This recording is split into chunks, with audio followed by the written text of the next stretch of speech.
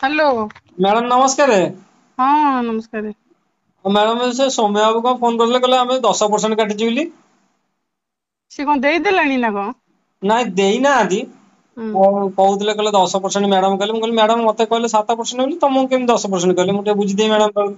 ହୁଁ ନାଇଁ ମୁଁ ସେଆ କହିଲି ଯେ ସେ ଏବେ ଚେୟାରମ୍ୟାନ ସବୁ ସମସ୍ତଙ୍କର 10 କହିଛନ୍ତି। କଣ କରିବା ଆଉ ସମସ୍ତେ ତ ସେଇ ଦେଖନ୍ତୁ ଆମକୁ କହିଲେ ଯାହା କାମ କରିବାକୁ ଆମେ ସେମିତି ଭଲକିରି ପୁରା କଲୁ। ପଇସା ଦେଖୁଛନ୍ତି ଆପଣ କେତେ ଖର୍ଚ୍ଚ ହେଲା। ହୁଁ ଆଉ ଯଦି ନ ପାଇବୁ କିଛି ଆମେ କରିକି କଣ ପାଇବେ କହିଲେ। ହୁଁ 25,000 ଟଙ୍କା ଯଦି ଆପଣ କହିଲେ ସିନା 50,000 କାଟିବେ ମୁଁ କହିଲି ହଉ ଠିକ ଅଛି।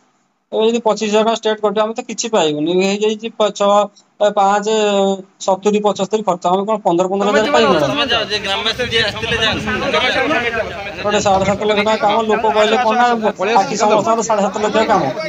ଆଉ ପାଇଲା ବେଳକୁ ଆମେ ପାଇବୁ ତାର 15 ମୋର 15। ଏତେ ପଇସା ଇନଭେଷ୍ଟ କରି ମାସେ 1.5 ମାସ ହେଇଛି ପଇସା ପୁଣି ବିଲ୍ ହବାର ଏଇ ମାସେ ହେଲା ବ୍ଲକ ହେଇକି ରହିଲା ପଇସା। ହୁଁ ଆଉ ଆପଣ ନିଜେ ଚିନ୍ତା କରନ୍ତୁ ଦେଖନ୍ତୁ କଣ ହବ। ହଉ ଆପଣ ତାଙ୍କୁ କହିକିରି ଏଇଆ କୁହନ୍ତୁ ଭଲ କାମ ହେଇଛି 7% ଟିକେ କରନ୍ତୁ ମ୍ୟାଡାମ ରିକ୍ୱେଷ୍ଟ ଏଇଆ ହଉଛି କଥା।